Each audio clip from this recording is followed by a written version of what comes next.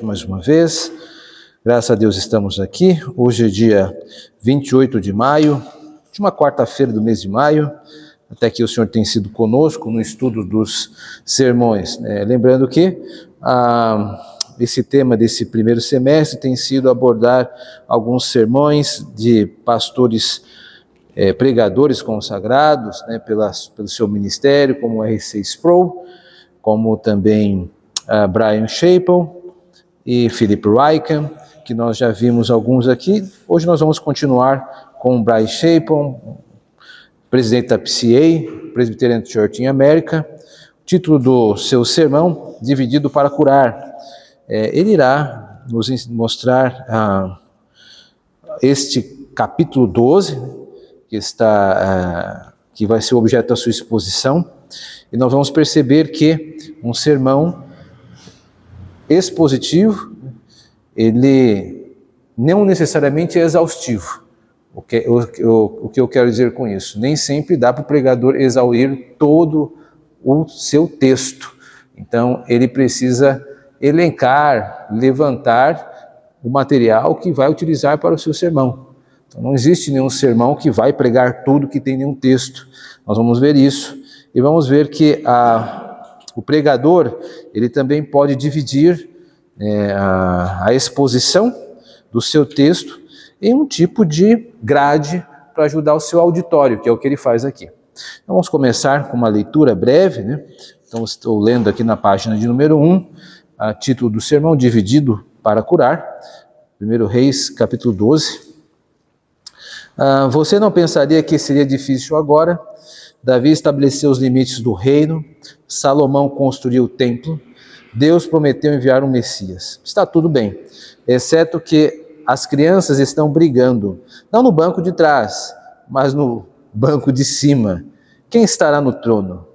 Nessa batalha, há uma grande divisão que entristece a Deus, mesmo quando ele determina usá-la. Leremos a palavra de Deus, uma parte de 1 Reis, capítulo 12. Como todo o capítulo é uma longa passagem, não vamos ler tudo, mas você entenderá a essência do problema no versículo 4. Aqui está, só para nós registrarmos, ele já avisando que não vai ler todo o capítulo, mas é uma pregação expositiva, entretanto ele não lerá o seu texto. Só para situar você que nos ouve, que talvez não esteja familiarizado no capítulo 12, é quando surge Roboão, filho de Salomão, e ele então tem o seu reinado dividido. Ele é o rei das 12 tribos, inicia-se o capítulo 12 desta maneira, mas por causa de uma má condução de uma assembleia, o reino se divide em dois, Judá no sul e Israel ao norte. Versículo 4, está aí mesmo o texto, não precisa abrir, está no texto escrito. Teu pai fez pesado o nosso jugo, agora, pois, alivia tu a dura servidão de teu pai e o seu pesado jugo que nos impôs, e nós te serviremos. Então essa é a essência do texto. Qual é uma maneira de amortecer más notícias? Com notícias piores? Você sabe, é como bater o dedo do pé de alguém com um martelo para fazer ele esquecer a picada de abelha. Não quero dizer meio contundente, mas é eficaz. É algo que está acontecendo aqui. Então, o texto do capítulo 12, ele tem más notícias. Não é um texto que vai mostrar a divisão do reino de Deus, das 12 tribos em dois reinos. Mas por detrás de uma má notícia há alguma coisa diferente. É isso que ele quer chamar a atenção aqui. Então ele continua dizendo, quero dizer, há notícias muito ruins. E o plano que Deus tem feito por gerações parece estar se desfazendo. A divisão no reino, e aparentemente o Messias de Deus, planejado através da casa de Judá, não vai mais funcionar para a maioria do povo de Israel. Eles estão se afastando, está tudo se desfazendo. E então você lê essa frase incrível no início do meio do versículo 15, no meio do versículo 15, assim, foi uma reviravolta feita pelo Senhor para que ele cumprisse sua palavra. Seria realmente possível que, em todas as más notícias, Deus ainda esteja trabalhando, operando seu plano, seu propósito, para que as divisões estejam realmente no propósito final de Deus destinado à cura de seu povo? Creio que podemos ler com os olhos do Evangelho para dizer que Deus pode pegar esse ódio e essa divisão e usá-los para trazer a cura final. Isso pode ser feito para uma nação que está sendo castigada atualmente por polaridades que temos dificuldades em enfrentar. Ele está falando dos Estados Unidos, da grande polêmica entre conservadores e progressistas que tem nos Estados Unidos. Hoje, quem está na presidência dos Estados Unidos é Donald Trump, que representa a direita dos Estados Unidos, e o mandato passado era o Biden, que estava representando o Partido Democrático Progressista. Então é isso que ele está fazendo referência. Também para uma igreja cuja unidade é sempre mais frágil do que pensamos, e até para as divisões em nossas próprias famílias. As divisões podem ser trabalhadas por um Deus que cura, cujo plano não é desfeito. Para realmente acreditar nisso, para não adoçar a realidade, você tem que ver as más notícias, por mais ruins que realmente sejam.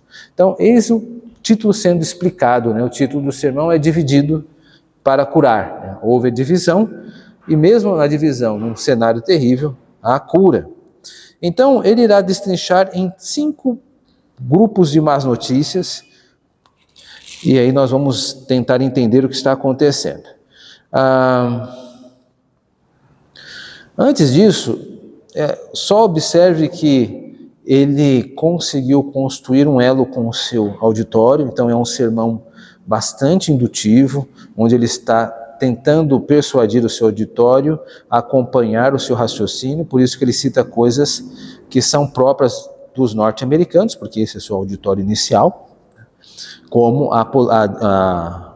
os 2 polos que existem nos Estados Unidos. Então, este é um sermão que ele está construindo baseado mais no seu ouvinte.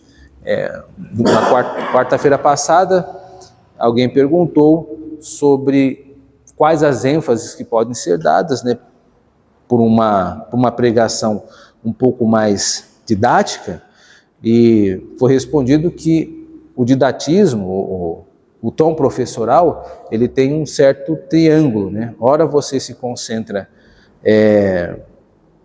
no emissor, no pregador, então o pregador ele vai trazer alguma coisa acerca do seu entendimento, ora se baseia no público, que o auditório é para quem vai receber a pregação, que é o destinatário, e ora no conteúdo, um tripé. Aqui ele está batendo bastante no conteúdo. Então vamos ver aqui, o primeiro conjunto de más notícias que ele cita, vem do sul, ou seja, do reino de Judá, onde Roboão, filho de Salomão, está tentando assumir as rédeas do poder em Judá e em toda a nação de Israel. Mas há problemas em seu coração, há problemas no coração do seu povo. E se lermos com boa intuição, começaremos a reconhecer que não há nada sendo dito lá que não faça parte de nossa luta atual, como nação, ou como povo, como famílias e como igreja. A primeira suposição falsa está nas más notícias do Reino do Sul, sobre as quais acabamos de ler. A mentira é que o sucesso na carreira garante felicidade. Se você conseguir chegar ao topo da pilha, ficará feliz. Se houver algumas baixas ao longo do caminho de seus princípios e pessoas, isso não importará tanto, contanto que você obtenha sucesso. As perdas serão justificadas e compensadas. Esta é a atitude do Roboão. Roboão, ele crê nessa mentira. Ele precisa ter sucesso em todo o tempo, né? Por isso que ele se compara com Salomão. Os irmãos vão lembrar que Roboão convoca 2 grupos de conselheiros, os anciãos, que são os mais velhos, e o grupo os mais novos, e pergunta o que deve ser feito para a Assembleia do Povo. Os anciãos dizem para que Roboão seja servo do povo, mas os mais jovens dizem que não, você não fará isso. Você irá dizer que o seu dedo mindinho é mais grosso que os lombos do seu pai, e que se ele castigou a nação, Salomão castigou a nação com chicote, você ferirá a nação com escorpiões. Ou seja, Roboão está interessado em fazer o seu nome maior do que o do seu pai. Ele quer ter sucesso. Isso nos aproxima dessa história. O sucesso não é tudo. O sucesso ele não vai carregar a felicidade. Não é porque você tem um bom trabalho que necessariamente você será feliz. Porque ou você tem um bom casamento, que a felicidade está baseada só nisso. Essa é a mentira que Roboão está acreditando e se aferrando, né? Se ancorando nela. E essa é uma mentira que tenta nos sufocar, que nós não temos o suficiente, mas quando nós tivermos o suficiente, seja qual for o nosso sonho, o ideal, nós estaremos felizes. Isso é uma mentira. A felicidade não pode estar locada nas coisas desta terra, a felicidade está locada em Deus, o nosso Senhor. Ele vai avançar mais. A segunda mentira é que ele diz que uma pessoa rica e bem-sucedida vale mais do que uma pessoa pobre em dificuldades. Você sabe que o exemplo diante de nós, de Roboão agindo tão cruelmente, é tão contundente, é tão insensível que pensamos, eu nunca faria isso. E, no entanto, repetidamente em nossa cultura, o coração não examinado não percebe como podemos estar dispostos a tirar vantagem de realmente nos considerarmos mais valiosos do que aqueles que estão lutando sem poder, sem riqueza. É interessante aqui essa redação, meus irmãos, tem muita oralidade, ele está se repetindo porque é um texto escrito para ser falado. Então, não é um texto que foi escrito para ser lido, ele pregou, alguém transcreveu, está aqui bastante claro as repetições, mas percebemos que o Brian Shaper ele acaba se filiando a um pensamento muito comum do Tim Keller, daquele livro Falsos Deuses, que é a questão do coração idólatra, e também do Paul Tripp. Inclusive ele cita nesse sermão, eu retirei o nome do Paul Tripp, mas está aqui nesse texto, conversas que ele tem com ele. Então nós estamos nos aproximando do repertório do Brian Shaper. Ele está citando que o problema das pessoas, do povo, que desejavam ter mais do que tinham, assim como o seu próprio rei, estava acontecendo um problema no coração. Um coração problemático. Roboão estava com problemas no coração, o povo também estava com problemas no coração, e quando o coração dá problema, a coisa não dá certo. Ele vai citar um exemplo aqui muito interessante sobre uma empresa. Uma empresa tem a responsabilidade de maximizar o valor para os acionistas? Sim. Nossa sociedade não funciona se as empresas não tiverem o direito de maximizar o valor para os acionistas, ou seja, lucrar. Líderes empresariais cristãos têm o direito de ignorar o impacto de seu produto, suas práticas, do seu povo, em prol de um maior ganho dos responsáveis? Nunca. Por quê? Porque, seja cliente ou funcionário, ou afetado como fornecedor, todos são feitos à imagem de Deus. Uma pessoa talentosa, capaz e responsável tem o direito de buscar um status mais alto, um salário mais alto, uma posição mais alta para o bem da sua família? Sim, somos mordomos de todas essas coisas por causa de Deus. Porém, como todos são feitos à imagem de Deus, nunca nos é permitido dizer, eu valho mais do que você. Todos devem ser considerados de igual valor perante o Senhor. E isso envolve a maneira como nos aproximamos uns dos outros, como nos tratamos. Então, esse texto eu destaquei aqui, porque é um ponto alto do seu sermão, logo no começo. O fato de nós nos relacionarmos com pessoas à imagem de Deus, nos coloca numa disposição de respeito a eles, e não de superioridade. Por isso que nós precisamos tomar cuidado com as nossas ambições. Elas nunca podem ser contempladas já fazendo o cálculo do sofrimento de quem está próximo de você. Então, um pai de família, um filho que está estudando, adolescentes na escola, as suas decisões devem contemplar também as pessoas do seu convívio. Não é buscar o que eu quero, do jeito que eu quero. Isso comunica que eu estou me colocando mais valioso que você. É o que ele está chamando a atenção. Então, quando nós nos tratamos, entendendo que você é uma pessoa mais importante do que eu, nós estamos comunicando o Evangelho. Então, não adianta só pregar o Evangelho. Nós precisamos vivenciar o Evangelho. E vivenciar o Evangelho é sermos servos uns dos outros. Grande desafio. E agora nós começamos a adentrar em algumas coisas bastante ricas que ele vai apresentar aqui. Começando pela terceira mentira. Então nós vimos duas. Agora vamos para a terceira mentira. A terceira mentira é que posso me fazer feliz sem consideração pelos outros, parecido com o anterior. Contanto que eu possa ter dinheiro, sexo e poder suficientes, posso ser feliz sem considerar impacto sobre as pessoas. Tem dinheiro suficiente? Você realmente vê Roboão disposto a fazer esse argumento? Eu só recebo dinheiro suficiente, não importa a sua dor, eu serei feliz, e isso é tudo que conta. Esse aspecto pessoal de Roboão é interessante, porque em nenhum momento ele se preocupa com o povo. Ele só quer que o povo se subordine. Ele quer ser maior que o seu pai. O que os outros querem, o que a nação quer, não é importante para o rei Roboão. É por isso que a nação acaba se revoltando, contra ele se dividindo. Ele continua, Roboão está dizendo também, preciso de mais poder. Desde que tenha mais dinheiro e mais sexo, eu também terei mais poder controlando mais e mais pessoas. Mas a resposta é, você sabe, rejeição, rebelião e, finalmente, isolamento terrível. No versículo 18, é apenas uma imagem curiosa. Roboão enviou Adorão, que era o capataz dos trabalhos forçados, e todo Israel o apedrejou até a morte com pedras. Ele enviou o capataz para o seu próprio povo, para escravizar o próprio povo de Deus. E então eles o apedrejam. E Roboão, que ordenou tudo, vai correndo sozinho para sua carruagem, dizendo, eu tenho que chegar a Jerusalém, onde há um pouco de segurança. Aquele que tinha mais dinheiro, agora está terrivelmente isolado e quase ridicularmente sozinho. Se é tudo sobre mim, então eu sou tudo o que tenho. Essa frase vale apenas destacar, porque pessoas egoístas acabam construindo ou ladrilhando a estrada para a sua própria destruição. Quando você busca apenas a sua felicidade acima dos seus irmãos, dos seus parentes, do seu pai, da sua mãe, você está agindo, ou nós estamos agindo como Roboão. Se tudo é sobre mim, então eu sou tudo que tenho. E podemos até acrescentar, então eu sou tudo que importa.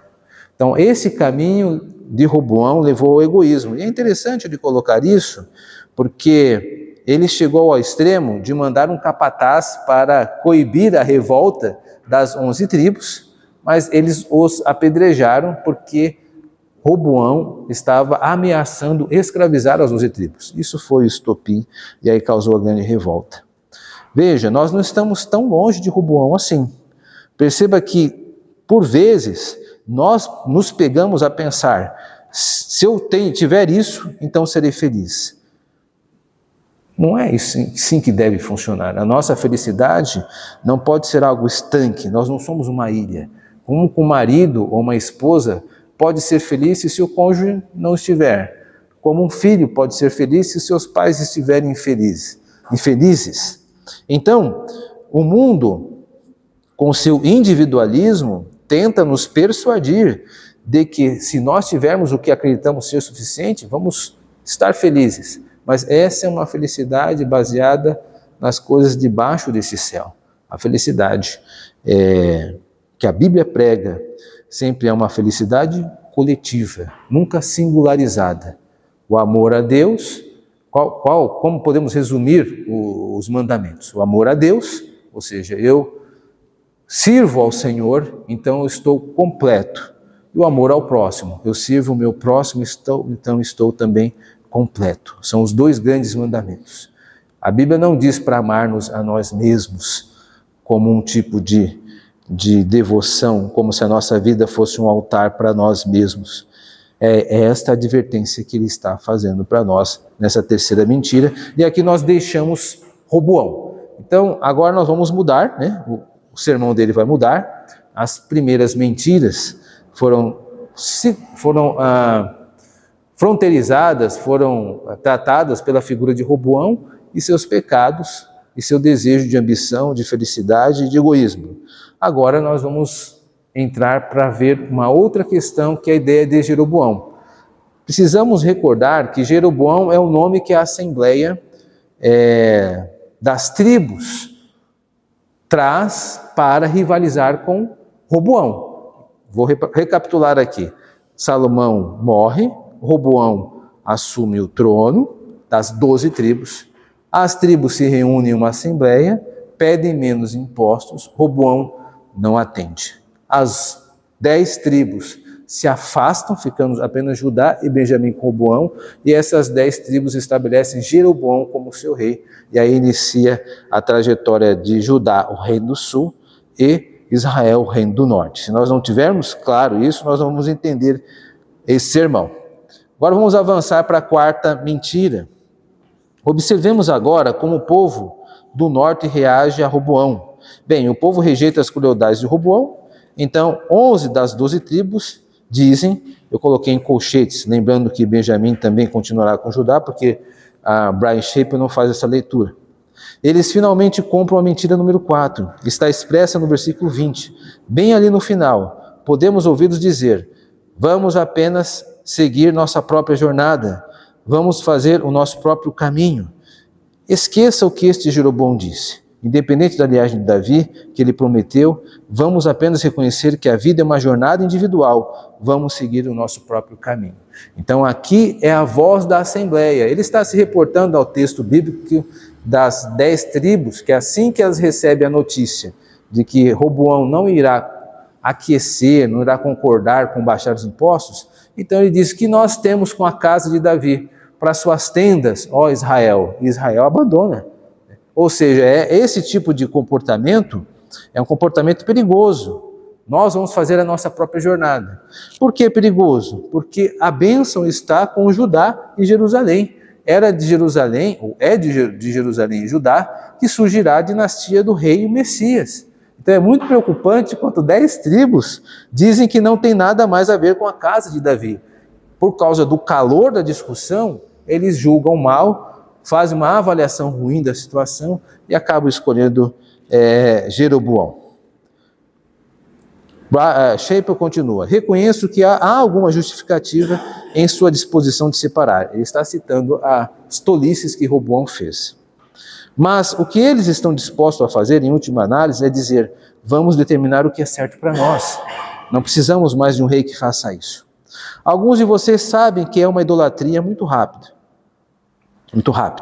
Mas a reação de reconhecer o que aconteceu é dizer, vamos determinar o que é certo.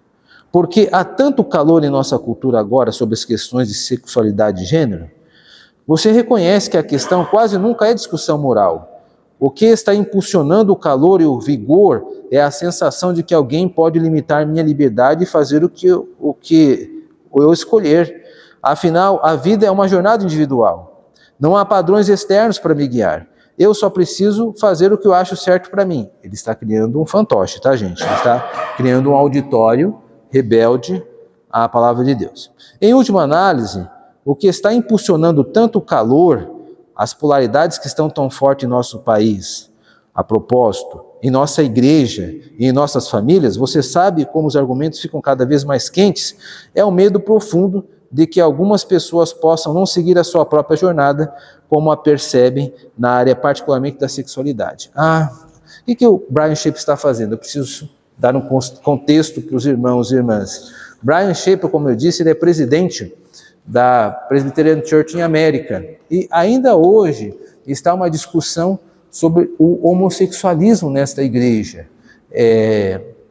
Em 2022, a PCA decidiu aceitar que um membro pode ter desejos homossexuais, mas não ser disciplinado se não praticar.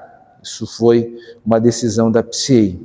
A IPB, a Igreja Presbiteriana do Brasil, diminuiu uma relação de 1 ponto com a PCA por causa desse tipo de comportamento, porque nós não fazemos essa dissociação entre desejo e ação.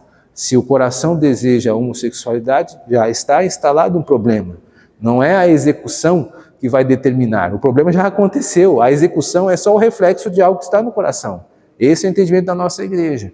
Brian Shaper, embora concorde com este argumento que eu estou usando, ele está lutando com essas questões na sua igreja e não está tendo muitas vitórias. Ele chegou a fazer esse comentário na reunião que houve no Supremo Conselho de 2022, quando foi o preleitor. De qualquer maneira, o que ele está sinalizando para nós é que quando Israel decide seguir o seu próprio caminho, está tornando a sua decisão como algo inviolável por Roboão. Eu vou decidir o que eu vou fazer.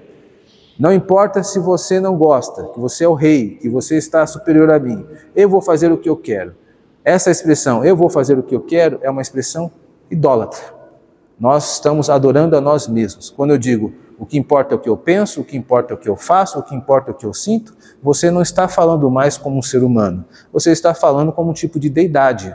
Você transformou a sua vida em uma espécie de altar. E todos aqueles que são contra você não estão te criticando. Eles estão fazendo um sacrilégio, porque você agora se deificou, se transformou num Deus. Então, por isso que essas pessoas ficam tão dogmatizadas. Muito bom ele fazer essa ligação com a idolatria. Por fim, a terceira mentira. Como consequência, a mentira número 5 é que você tem que encontrar sua própria verdade. Você tem que seguir sua jornada e encontrar sua verdade, seja ela qual for. Os versículos 28 e 29 desse capítulo diz o seguinte: então o rei, que é Jeroboão do norte, tomou conselho e fez 2 bezerros de ouro. Bezerros de ouro. Onde você já ouviu falar sobre isso antes? Quando saíram do Egito, Arão, quando o povo se afastou de Moisés, criou um bezerro de ouro e disse ao povo: este é o seu Deus, e os tirou dele.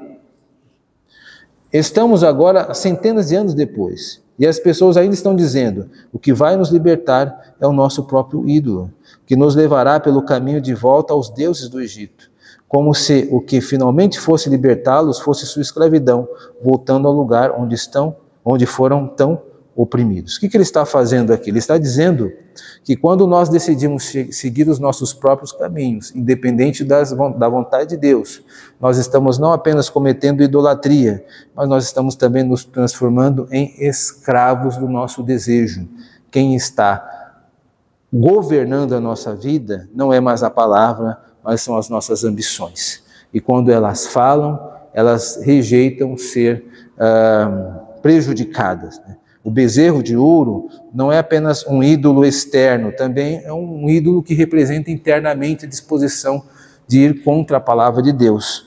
Jeroboão colocou 2, um em Betel e um em Dan, a fim de cobrir o norte e o sul de Israel, para que toda a nação pudesse seguir outros deuses. Algumas considerações finais. Onde estão as boas novas em 1 Reis 12? Afinal de contas, até agora ele só tratou de más notícias, mas ele vai agora mostrar que até mesmo nas más notícias há uma coisa boa. Deus ainda está trabalhando, e de maneiras bastante incomuns. Versículo 24 diz assim: assim diz o Senhor, não subirás nem pelejarás contra teus parentes, o povo de Israel. O que Deus está fazendo? Ele ainda está falando por meio de um profeta. Ele ainda está preservando o seu povo. E a propósito, mesmo aqueles que estão em rebelião com bezerros de ouro, como seus ídolos, ele diz que eles são seus parentes. Eles ainda são uma família. Incrível! Deus tem todos os motivos para pegar esse grupo de pessoas e apenas eliminá-las. E, no entanto, ele está dizendo: eu protejo, preservo e chamo de preciosos até mesmo aqueles que estão em rebelião contra mim.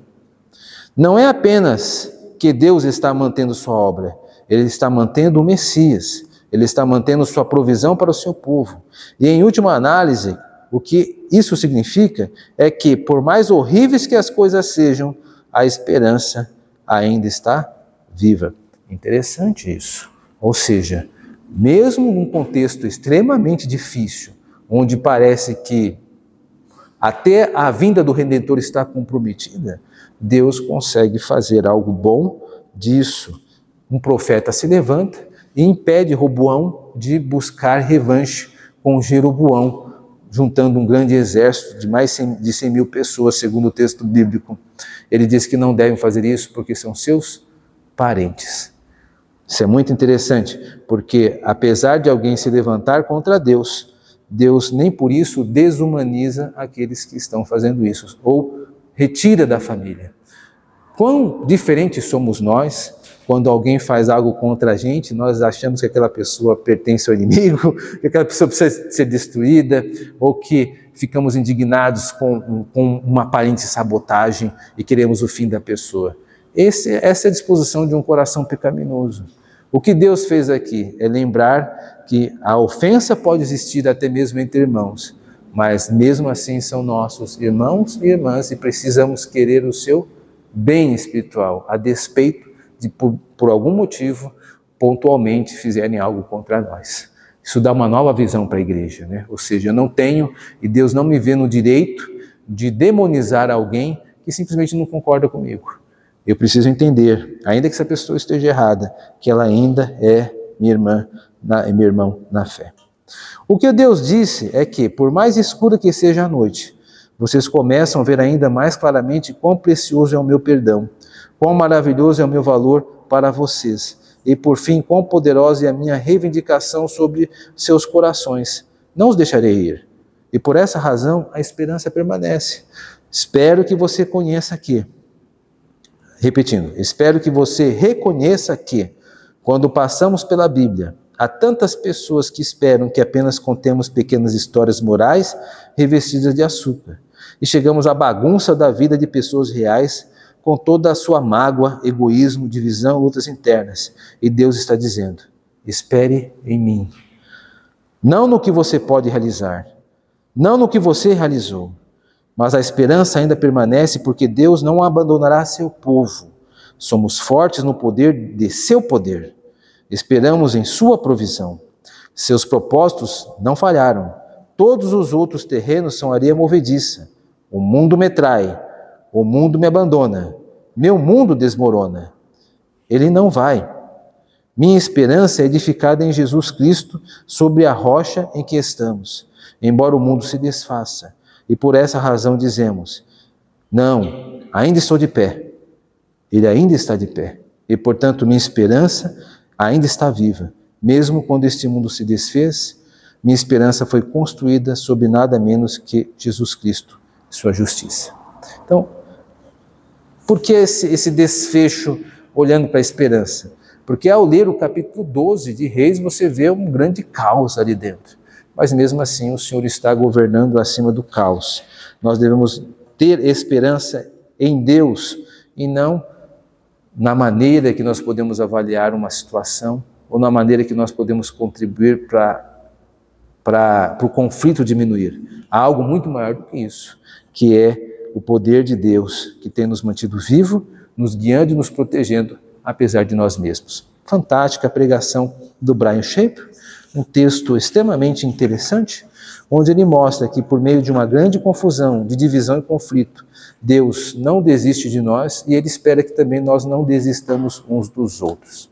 Que Deus nos abençoe, que possamos crescer com esse texto, enquanto você que ouve, eu espero que um dia você possa estar aqui para podermos discutir isso nesta quarta-feira, nesse segundo turno agora que estão nossos irmãos, vamos discutir sobre esse assunto. Deus abençoe. Amém.